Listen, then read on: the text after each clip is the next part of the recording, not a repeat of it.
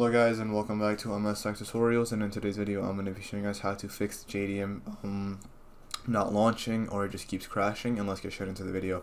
So the first thing that you guys can do is go ahead and make your way over to Steam if you have it downloaded through Steam. From here you can go ahead and make your way over to Library, right click on the game, hit Properties, go over to Installed Files, and then go ahead and select Verify Integrity of Game Files. And what this basically does is that it just checks to see if there are any corrupt files, and it will fix that issue.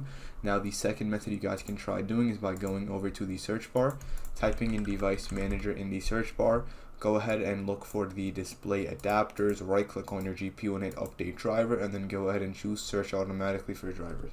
Now this is one way to update your drivers. Another way is by just going over to the NVIDIA app directly and then going over to drivers, and then from drivers you can also update them from here.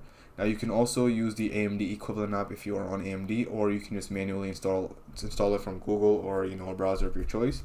But anyways, once you do all of these methods, you guys should be good to go. You can also try restarting your PC as well. Now that should be it for the video. Thank you guys for watching. Make sure to give the video a thumbs up, subscribe to the channel, and have a great day.